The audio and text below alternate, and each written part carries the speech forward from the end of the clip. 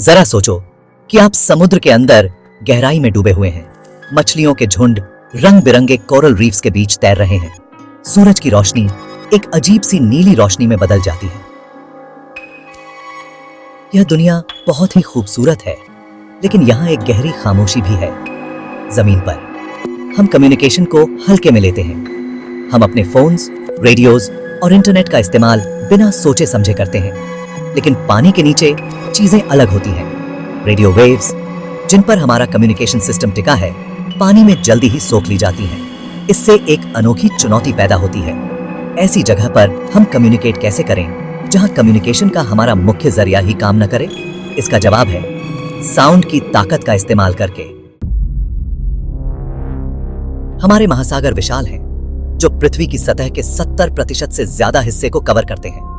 ये रिसोर्सेज का खजाना है और हमारे ग्रह के अतीत, वर्तमान और भविष्य को समझने की कुंजी रखते हैं। लेकिन इस अंडर वाटर दुनिया को एक्सप्लोर करने और स्टडी करने के लिए इफेक्टिवली कम्युनिकेट करने की क्षमता चाहिए। हमें ओशन फ्लोर पर लगे सेंसर्स से डेटा को सतह पर मौजूद रिसर्च वेसल्स तक भेजने की जरूरत है। सबमरीन्स को एक दूसरे के साथ और हजारों मील दूर स्थित कमांड सेंटर से कम्युनिकेट करने की जरूरत है। रिलायबल अंडर वाटर कम्युनिकेशन के बिना महासागरों के बारे में हमारी समझ सीमित ही रहेगी। तो इस चैलेंजिंग एनवायरनमेंट में कम्युनिकेट करने की चुनौतियों से हम कैसे पार पाएं?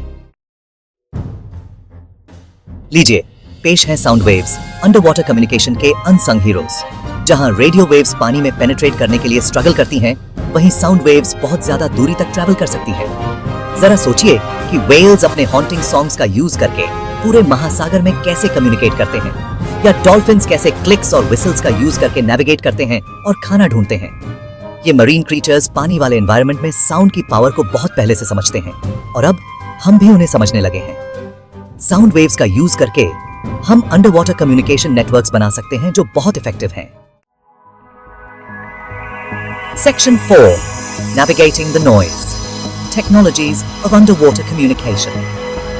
अंडरवाटर कम्युनिकेशन सोफिस्टिकेटेड टेक्नोलॉजीज पर निर्भर करता है, जो समुद्र में साउंड वेव्स को ट्रांसमिट करने और रिसीव करने की चुनौतियों से पार पाते हैं। एक कॉमन तरीका है अकूस्टिक कम्युनिकेशन, जो ट्रांसड्यूसर्स का यूज करता है इलेक्ट्रिकल सिग्नल्स को साउंड वेव्स में कन्वर्ट करने के लिए।